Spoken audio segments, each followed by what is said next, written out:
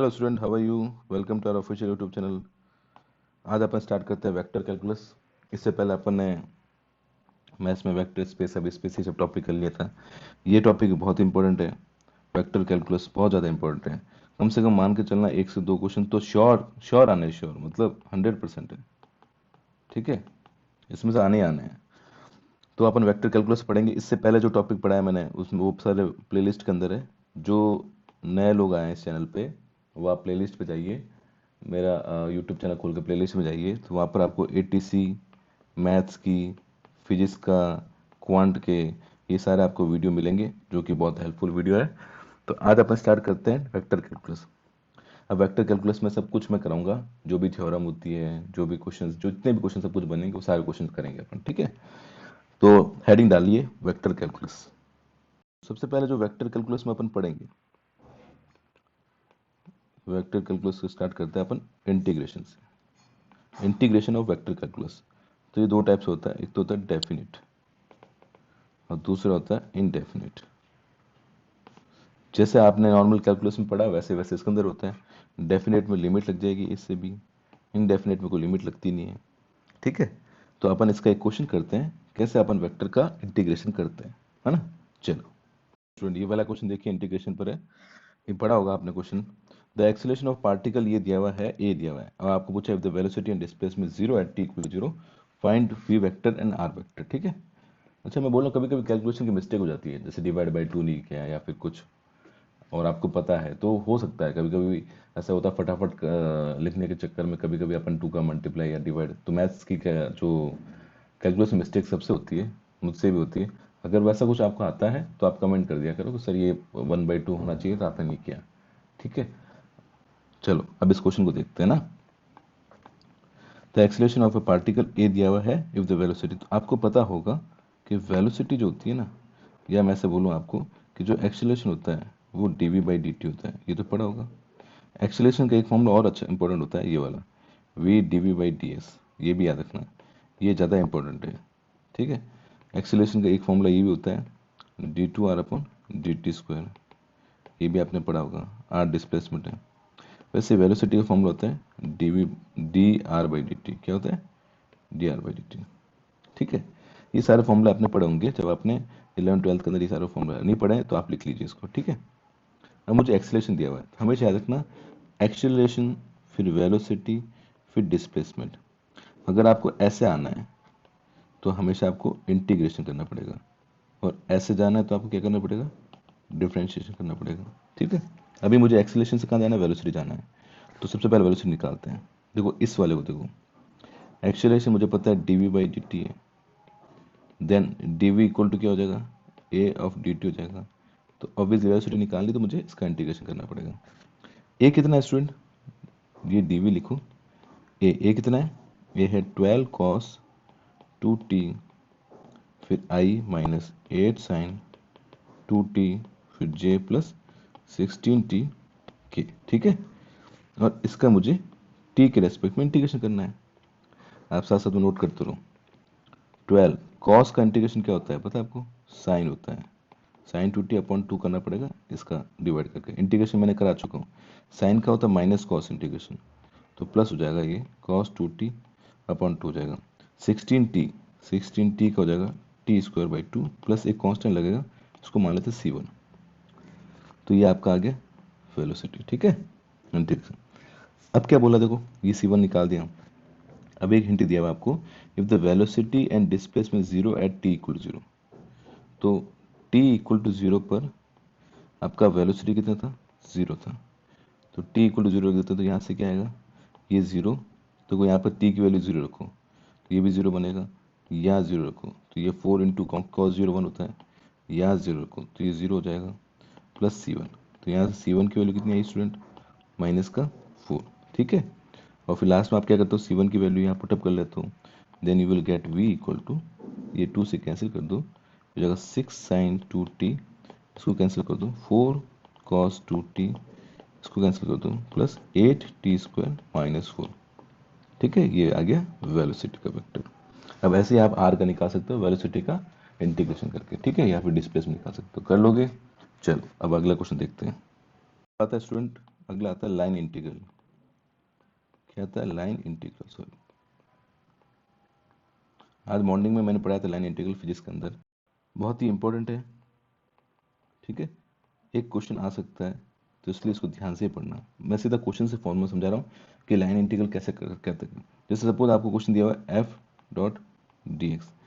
D x है ना, ये लाइन इंटीग्रल को शो करता है। डी एक्स हो गया, डी एक्स लेंथ है ना, तो वो लाइन इंटीग्रल शो करेगी। एरिया है तो सरफेस को, वॉल्यूम है तो वॉल्यूम इंटीग्रल, तो ये लाइन इंटीग्रल को शो करती है। ठीक है, एक अपन क्वेश्चन करते हैं, उसके फेम पे समझते हैं। या ऐसा लिखा हो एफ डॉट डी आर ले लो, सबसे बढ़िया, तो ये लाइन इंटीग्रल को शो करता है। ठीक है, हमेशा याद रखना कि जो डी आर आपका होगा वो क्या होगा? D x i d y j plus d z k. ठीक है, ये डी आर का फॉर्मूला होगा, है ना।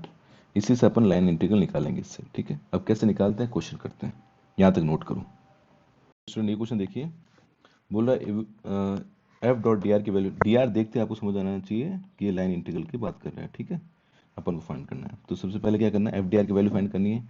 एफ गिवन अपन को, एक कर्व आपको क्वेश्चन में दिया होगा, और ये एक्स की वैल्यू है। एक्स की वैल्यू 0 से 4 हो रही है, फिर वाई की वैल्यू 0 से 4 हो रही है। तो आपको लाइन इंटीग्रल निकालना है F dot D R. Simple सा, देखो डी आर मैंने क्या बोला, हमेशा याद रखोगे क्या होता है? डी एक्स आई plus d y j plus d z k. ठीक है, आ रही बात समझ में? अब आपका f कितना है? f ये क्वेश्चन उसे उठाओ, ये हो रहा है एक्स स्क्वायर वाई स्क्वायर फिर i प्लस वाई जे, ये आपका है f डॉट डी आर। यहाँ से उठा लो, डी एक्स आई plus d y j plus d z के। आपको डॉट प्रोडक्ट करना आता होगा, कैसे करते हैं? आई वाला आई से होता है, जे वाला जे से होता है, के का कुछ है ही नहीं तो जीरो हो जाएगा। तो ये कितना हो जाएगा student? X square y square d x plus y d y. यहाँ तो इसको दिक्कत, और के वाला क्या हो जाएगा? जीरो। ये आ गया मेरे पास में। ठीक है, x square y square d x plus y d. अब देखो, हमेशा जैसे मैं बता रहा हूँ उसी ट्रिक से आप करोगे। अब यहाँ पर दो चीज़ें, डी एक्स भी आ रहा है, डी वाई भी आ रहा है। लाइन इंटीग्रल के अंदर हमेशा याद रखोगे कि आप किसी भी एक के रेस्पेक्ट में करो, या तो डी एक्स के रेस्पेक्ट में इंटीग्रेशन कर लो या डी वाई के रेस्पेक्ट में कर लो। तो आप बोलोगे सर यहाँ तो दो है, तो एक को चेंज करना पड़ेगा। या तो डी एक्स को चेंज कर दो, डी एक्स को वाई के रेस्पेक्ट में लिख दो, या डी वाई को एक्स के रेस्पेक्ट में लिख दो। उसमें भी जो ज़्यादा इजी होगा उसको अपन रखेंगे। अब ये कैसे कर पाएंगे? इस कर्व को देखकर कि भैया अपन को कर्व दिया Y square equal to 4x। अब अगर मैं y की वैल्यू निकालूंगा तो आएगी 2√x, और मैं रूट में बिल्कुल नहीं खेलना चाहता, तो मैं क्या करूँगा? x की वैल्यू निकालूंगा। x इक्वल टू कितना आएगा? Y square by 4। तो अगर मैं dx निकालूँ तो क्या आएगा? 2y डी वाई अपॉन 4, या मैं ऐसे बोल सकता हूँ dx कितना जाएगा? y d y upon 2। तो यहाँ से मुझे x की वैल्यू मिल गई और dx की वैल्यू मिल गई, तो ये दोनों वैल्यू क्या करेंगे? इसमें रख देंगे। तो मैं सोच रहा हूँ y के रेस्पेक्ट में करूँ, dx को हटा दूँ। ठीक है ना। तो अगर आप रखोगे तो देखो, सबसे पहले देखो एक्स स्क्वायर, अगर आपको x पता है, x कितना है? वाई स्क्वायर बाई 4, तो यहाँ से एक्स स्क्वायर की वैल्यू कितनी होगी? वाई स्क्वायर बाई 4 उसका स्क्वायर मल्टीप्लाई वाई स्क्वायर, और डी एक्स की जगह क्या लिखूंगा मैं? Y d y upon 2। और यहाँ पर कितना है? Y d y. यहाँ तो कोई दिक्कत, मैंने पूरी इक्वेशन को किस में चेंज कर दिया? वाई में चेंज कर दिया। अब इसको सोल्व करो, ये कितना हो जाएगा? वाई की पावर, यहाँ से करो, वाई की पावर 4, फिर वाई की पावर 6 और वाई की पावर 7, तो हो गया वाई की पावर 7। ठीक है, नीचे कितना होगा? 16 और 2 32। यहाँ से समझ में आया? प्लस अब देखो यहाँ कितना हो गया? Y d y. यहाँ तक किसी को दिक्कत है तो बोलो, ध्यान से देख लो, यहाँ तक किसी को दिक्कत है तो बोलो। अब देखो यहाँ पर y की लिमिट कितनी है? क्वेश्चन में देखो y कहाँ से कहाँ तक वेरी कर रहा है? 0 से 4 वेरी कर रहा है, तो यहाँ y से 0 से 4 लगा दो। अब मुझे बताओ y की पावर 7 का इंटीग्रेशन क्या होता है? y की पावर 8 इंटू 32 हो जाएगा, और ये हो जाएगा वाई स्क्वायर बाई 2, और लिमिट क्या हो जाएगी? 0 to 4। क्लियर? तो उसको आप लिमिट रखेंगे तो कितना आएगा? 4 to the power 8 upon 32 into 8 plus 4 to the power square upon 2। Solve कर सकते हो इसको, तो कितना हो जाएगा? ये होता है 4 की पावर स्क्वायर इंटू 2, और ये होता है 4 इंटू 2, तो 4 स्क्वायर 4 की पावर 3 तो कैंसिल हो गया, बचा 4 की पावर 5 अपॉन 4, मतलब बच जाएगा 256 और ये 8, तो कितना हो गया? 264। ये आपका आंसर हो गया। आगे बात समझ में?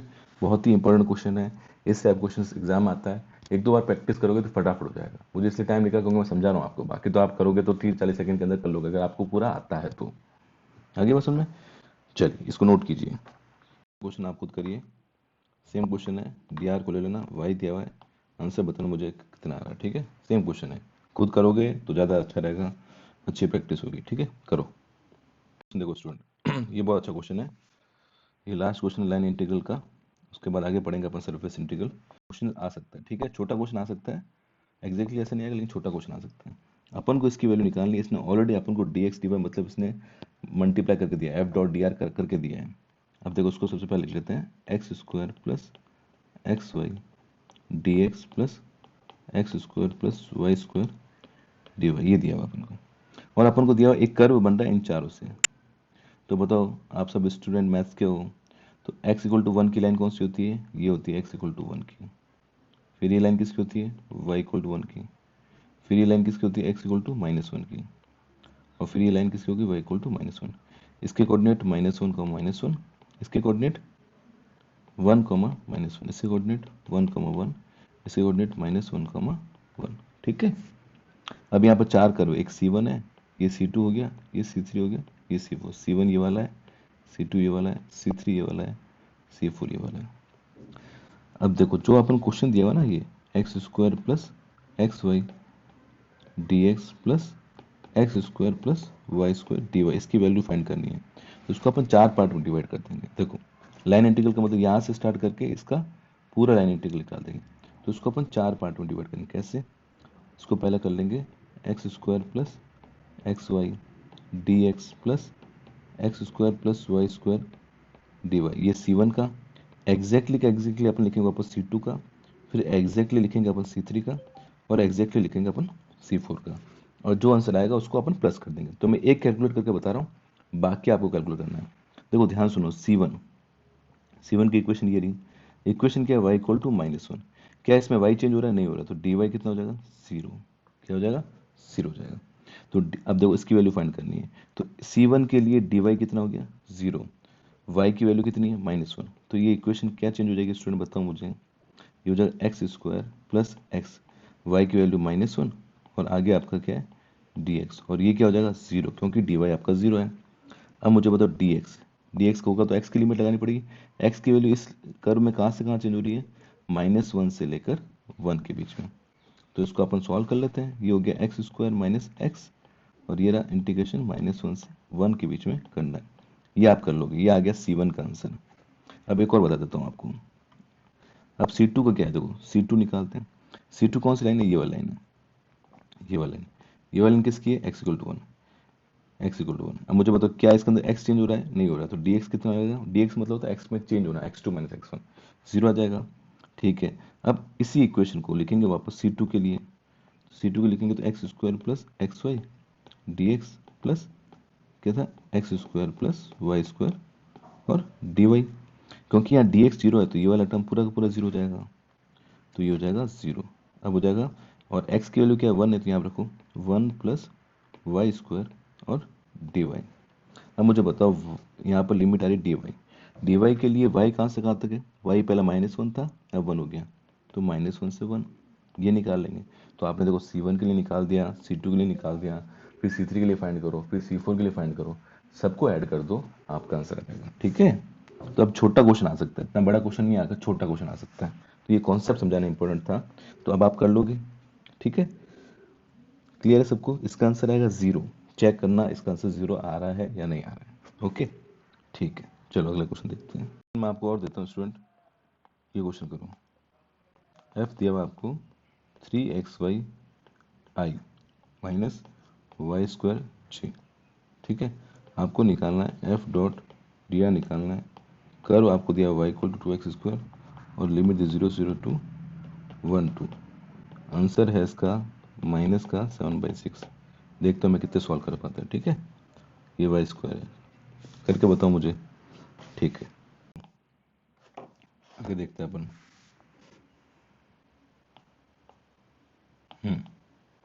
तो आगे क्या आता है, आगे वैसे सरफेस इंटीग्रल और वॉल्यूम इंटीग्रल आते हैं, लेकिन इसमें से क्वेश्चन आते नहीं, क्योंकि इतने सॉल्व करने इतने बड़े होते हैं कि अगर एग्जाम में भी आएगा तो आप सॉल्व करोगे तो बहुत टाइम वेस्ट होगा।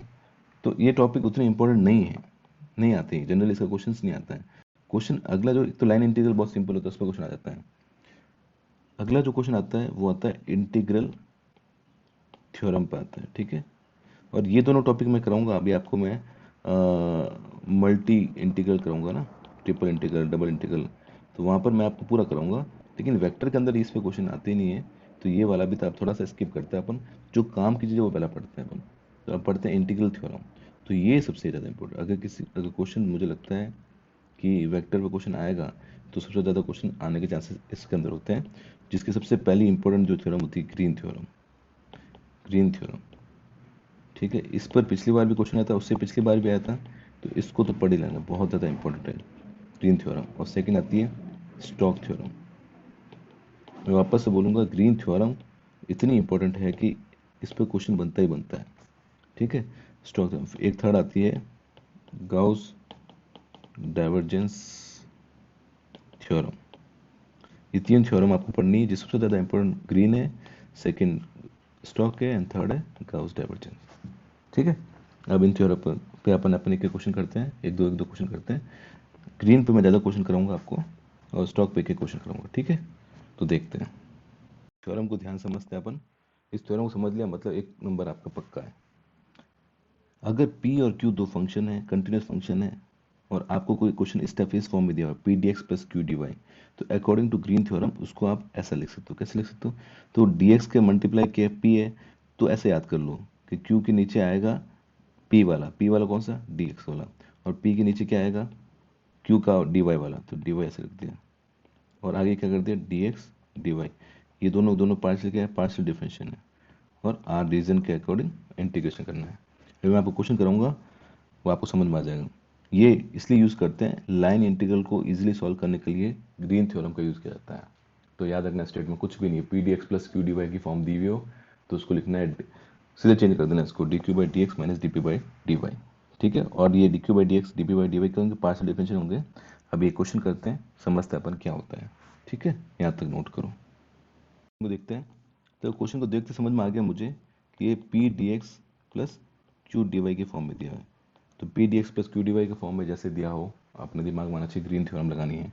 क्या बोलती है ग्रीन थ्योरम? याद करो, p d x plus q d y, याद करो, d q by d x minus d p by d y, और फिर डी एक्स डी वाई।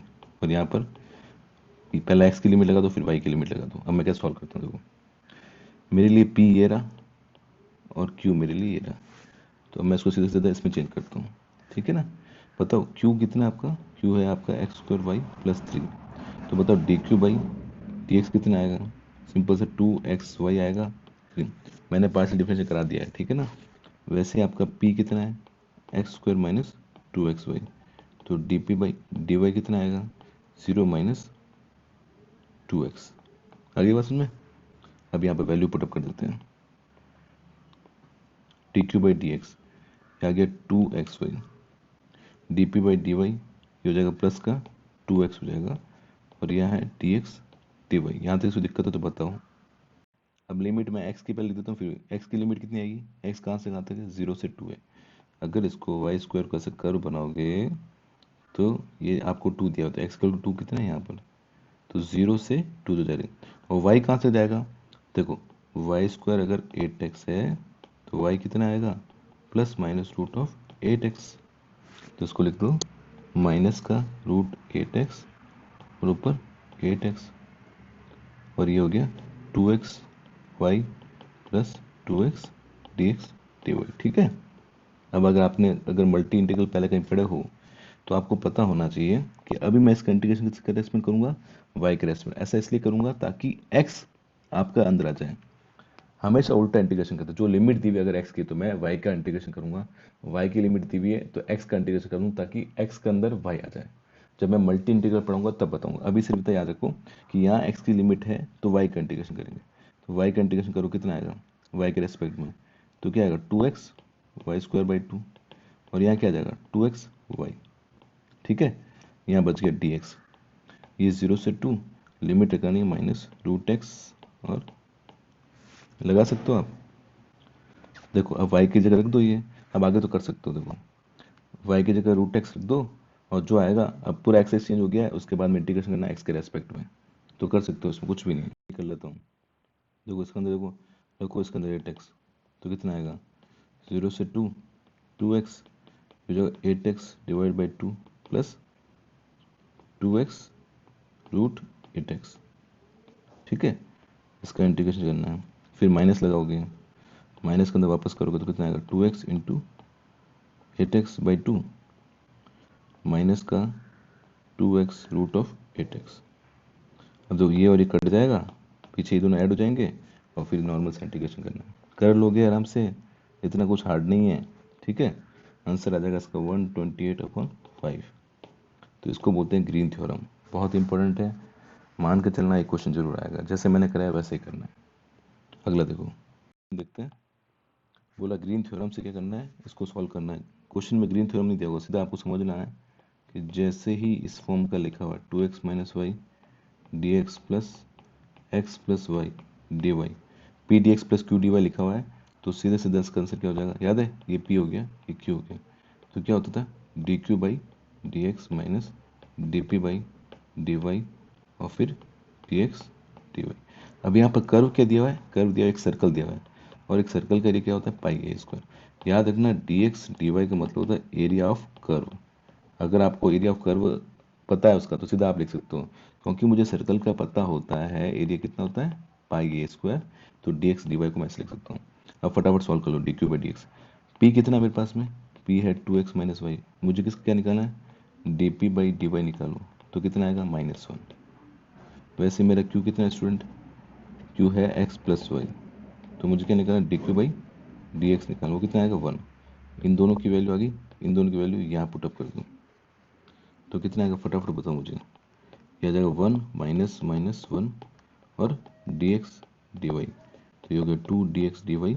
और अभी बताया मैंने डी एक्स डी वाई का मतलब क्या होता है, डी एक्स डी वाई का मतलब होता है एरिया, क्या होता है एरिया, एरिया किसका, कर्व कैसे दिया हुआ, सर्कल दिया हुआ है, तो सीधा सीधा सर्कल का एरिया, सर्कल का एरिया कितना हो गया पाई ए स्क्वायर, तो आंसर हो गया 2 pi a square is the right answer. ठीक है, चलिए अगला क्वेश्चन देखते हैं।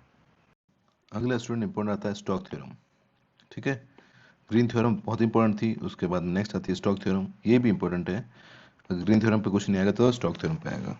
अब स्टोक थ्योरम काम क्या आती है, लाइन इंटीग्रल को एरिया में चेंज करने के लिए, एरिया इंटीग्रल में चेंज करने के लिए स्टोक थ्योरम काम आती है। कर्ल मैंने मॉर्निंग में फिजिक्स क्लास में बताया था, कर्ल कैसे निकालते हैं।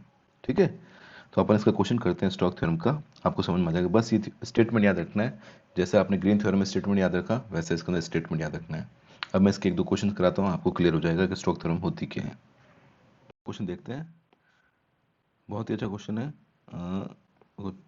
ठीक, देखिए क्वेश्चन पढ़ लीजिए पहले, evaluate F dot D R निकालना है, एफ दिया हुआ आपको, देखो एफ डॉट डी आर दिया हुआ है, ठीक है, और आपको ट्रायंगल दिया हुआ है, ये ट्रायंगल दिया हुआ है, तो आपको निकालना है एफ डॉट डी आर निकालना। तो आपको सबसे पहले स्टोक थ्योरम याद होनी चाहिए, कि स्टोक थ्योरम से कैसे निकाल सकते हैं, एफ डॉट डी आर जो है वो ये आपका curl of f n D s होता है, या फिर डी एस जो होता है, डी एस मैंने बताया था क्या होता है, डी एस होता है डी एक्स डी वाई, इसको डी एक्स डी वाई भी लिख सकते हैं। अब मैं करता हूँ सॉल्व। ठीक है, सबसे पहले जो ट्रायंगल दिया है ना, ट्रायंगल को अपन ग्राफ अगर अपन डिनोट करें तो ये 0,0 होगा, यहाँ पाई बाई 2,0 मान लेते हैं, और पाई बाई 2,1 यहाँ कहीं होगा, तो इनको मिला दिया मैंने, तो ये ट्रायंगल है। ठीक है ना, ये वाला ट्रायंगल। ठीक है, बताओ मुझे इसकी इक्वेशन क्या आएगी स्टूडेंट, कैसे निकालेंगे, y minus y one y two minus y one x two minus x one x minus x one, पता होगा, तो इसकी इक्वेशन निकालोगे तो क्या आएगी, y इक्वल टू 2/पाई एक्स। ठीक है, अब देखो कैलकुलेट करना है आपको एफ डॉट डी आर, तो एफ डॉट डी आर अगर मुझे कैलकुलेट करना है तो मुझे पता है कि उसके लिए कर्ल एफ निकालना पड़ेगा। ठीक है, और यहाँ पर डी एक्स डी वाई। अब कर्ल एफ निकालने के लिए एफ कितना है, एफ मेरा है साइन एक्स माइनस वाई आई माइनस कॉस एक्स जे। सुबह आपको मैंने कर्ल निकालना सिखाया है, कर्ल क्या होता है, डेल्टा क्रॉस एफ, कैसे निकालते हैं, by the help of determinant i j k, फिर क्या करते हैं, यहाँ लिखते हैं d by d x d by d y d by d z, तो यहाँ पर कितना आएगा साइन एक्स माइनस वाई, फिर आएगा यहाँ पर माइनस का कॉस एक्स, और यहाँ जाएगा 0। ठीक है, क्लियर यहाँ तक। अब इसको सॉल्व करने के बाद, क्योंकि मैं सॉल्व कर चुका हूँ, तो ये आएगा साइन एक्स प्लस वन और के। ठीक है ना, clear. Sine x plus one और के। देखो यहाँ पर जो एन होता है ना, ये एन, आप कंफ्यूज हो रहे होंगे सर ये एन क्या है। तो एन होता है नॉर्मल वेक्टर। नॉर्मल वेक्टर मतलब ये ट्रायंगल इसका बना हुआ है, ये एक्स वाई में बना हुआ, तो नॉर्मल वेक्टर कहाँ होगा, के के अंदर होगा। क्या होगा, के के अंदर। तो ये लास्ट में हट जाता है वैसे, ठीक है ना, के के अंदर नॉर्मल वेक्टर होगा। तो क्या हो जाएगा ये, तो देखो यहाँ से सोल्व कर रहा हूँ, इसको देखना है, इसको यहाँ से लेता हूँ मैं। तो आपने कर्ल निकाल दिया, क्या निकाल दिया, कर्ल निकाल दिया। तो कर्ल आया आपका साइन एक्स प्लस वन और के, और इसका नॉर्मल वेक्टर भी क्या के, और यहाँ पर अलग देखें डी एक्स डी वाई, ठीक है ना। एरिया क्या होता है, डी एक्स डी वाई होता है, के वन होता है। तो ये हो गया डी एक्स डी वाई है, तो यहाँ पर 2 बार इंटीग्रल लगाना है। तो ये हो गया साइन एक्स प्लस वन और डी एक्स डी वाई। अब लिमिट लगाते हैं। देखो एक्स की लिमिट लगा दो, फिर वाई की लिमिट लगा दो। तो देखो अगर y की लिमिट 0 से 1 है, किसी भी एक लिमिट, अगर y की लिमिट 0 से 1, इस ट्रायंगल में देखो, ये ट्रायंगल था आपका, ये 0 था, ये था आपका पाई बाय 2, 0 0, ये था पाई बाय 2 1। तो मुझे बताओ कि x की लिमिट कहाँ से कहाँ तक है, या y की लिमिट बोल दो, पहले y की लगा देता हूँ। y की लिमिट कहाँ है, y 0 से लेकर कहाँ तक जा रहा है, 1 तक जा रहा है, तो ये 0 से 1। अब x को देखते हैं, x कहाँ से कहाँ जा रहा है। देखो x जा रहा है, x कहाँ से जा रहा है, तो देखो x जा रहा है आपका पाई बाय 2 से लेकर, ये इसकी इक्वेशन क्या थी बताओ मुझे, इसकी अपन ने इक्वेशन निकाली थी y equal to 2 pi by x. तो यहाँ से x कितना आएगा, पाई बाई अपॉन 2। तो y आपका जाएगा पाई बाय 2 से लेकर पाई अपॉन 2। देखो एक हमेशा याद रखना, एक x को आप लिमिट में रखोगे, दूसरे वाले को आप उसकी y की लिमिट में रखोगे। जैसे y को लगा रहे हो तो x की लिमिट में रखोगे, ठीक है ना। तो ये आ गया आपका। अब इसको सॉल्व करना है। देखो मैंने बताया था सुबह, जब y दिया हो तो x के रेस्पेक्ट में इंटीग्रेशन करते हैं। तो साइन एक्स कितना होगा, माइनस कॉस एक्स वन का x, लिमिट लगाओ उसके अंदर पाई बाय 2 से लेकर पाई बाय 2, ठीक है। और फिर वापस का इंटीग्रेशन करना 0 से 1, और इस बार करना dx, सॉरी dy। कर लोगे, ठीक है, चलो करके बताना मुझे। तो ये हो गया आपका स्टोक्स थ्योरम। सिंपल है, कुछ ज़्यादा कुछ हार्ड नहीं है। इसका एक क्वेश्चन नहीं आता है, वैसे जनरल क्वेश्चन नहीं आता, सीधा डायरेक्टली आपको पूछ लेंगे कि भाई स्टोक्स थ्योरम क्या होती है। बाकी करना इस तरीके से, और इतना बड़ा क्वेश्चन आएगा नहीं, तो डरने की वाली बात नहीं। लेकिन लाइन इंटीग्रल पे क्वेश्चन आ सकता है, ग्रीन थ्योरम पर पक्का क्वेश्चन आता है। क्वेश्चन आएगा तो ग्रीन थ्योरम पे आएगा, स्टोक्स थ्योरम पे इसलिए नहीं आएगा क्योंकि थोड़ा सा बड़ा होता है सॉल्व करना, इसलिए ये आएगा नहीं जनरली। फिर भी मैंने आपको करा दिया, इस तरीके से आपको करना है अगर आ जाए तो। थ्योरम में चलते हैं, गाउस डाइवर्जेंस थ्योरम। थ्योरम का पहला स्टेटमेंट देख लेते हैं। ये थ्योरम होती है कि अगर आपका सरफेस इंटीग्रल को ये वॉल्यूम में कन्वर्ट करता है, किस में कन्वर्ट करता है, वॉल्यूम में, बस इतना याद रख लो। ये होती है गाउस डाइवर्जेंस थ्योरम। अब ये ऑब्जेक्टिव क्वेश्चन बन सकता है, कौन सी थ्योरम जो है वो लाइन को एरिया में कन्वर्ट करती है या एरिया को वॉल्यूम में कन्वर्ट करती है। तो ये सब चीज़ें पता होनी चाहिए, ठीक है। अब इस पर एक क्वेश्चन ले लेते हैं अपन गाउस डाइवर्जेंस थ्योरम पर, तो ये भी आपको क्लियर हो जाएगा कैसे क्या होता है, ठीक है। चलिए इसका क्वेश्चन देखते हैं। क्वेश्चन करते हैं अपन गाउस डाइवर्जेंस थ्योरम से, ठीक है। तो चेक करना कि मैं कैसे करता हूँ, देखो। तो अपन को फाइंड ये करना है, तो गाउस थ्योरम क्या बोलती है कि F dot N D S जो होता है वो क्या होता है आपका, डाइवर्जेंस ऑफ एफ और फिर डीवी और ट्रिपल इंटीग्रल, ठीक है। ये बोलता है, ये क्या बोलती है, गाउस थ्योरम बोलती है। निकालना ये है, सबसे पहले मुझे ये पता है, इसको इससे ये निकाल सकते हैं, ये सीधा फॉर्मूला। इसके लिए मुझे डाइवर्जेंस निकालना पड़ेगा। डाइवर्जेंस किसका, एफ का। डाइवर्जेंस पता है आपको, कैसे निकालते थे डाइवर्जेंस, याद करो, डी बाई डी एक्स, फिर एक्स वाला पार्ट प्लस डी वाई, फिर वाई वाला पार्ट, फिर del upon del z, z वाला पार्ट। इसको सॉल्व करोगे तो आएगा 4, इसको करोगे तो माइनस का 4y, इसको करोगे तो 2z, ठीक है। तो ये हो गया 4 माइनस 4y प्लस 2z, ये आपका डाइवर्जेंस है, आ गया। इसकी वैल्यू इसमें रख दो, तो कितना होगा 4 minus 4y plus 2z। Volume अभी एक तरह से पता है क्या है, ये जो सर्कल ये दिया हुआ ना, इक्वेशन ऐसी है कि एक सर्कल है और वो z इक्वल टू 0 से z इक्वल टू 3 तक एक सिलेंडर टाइप 3D में बन रहा है, ठीक है ना। तो अब डीवी की जगह आप क्या लिख सकते हो, डी लिख सकते हो, d x d y d z, ठीक है ना, ये इंटीग्रेशन। अब यहाँ पर x की लिमिट भी चलेगी, y की लिमिट भी होगी, z की। मुझे बताओ x की लिमिट कहाँ से कहाँ तक होगी। तो x की लिमिट अगर मैं मानूँ, अगर मैं y को 0 करूँ तो एक्स स्क्वायर कितना आएगा 4, तो x कितना आ जाएगा प्लस माइनस 2। तो x की लिमिट होगी -2 से 2। अब y की लिमिट कैसे निकालेंगे, y की लिमिट x के टर्म में निकालेंगे। y की लिमिट क्या हो जाएगी 4 माइनस एक्स स्क्वायर और प्लस माइनस, तो ये हो गया माइनस का 4 माइनस एक्स स्क्वायर और 4 माइनस एक्स स्क्वायर प्लस का। लास्ट में z की वैल्यू कितनी, z की लिमिट क्या दी हुई है अपन क्वेश्चन में दी हुई है 0 से 3।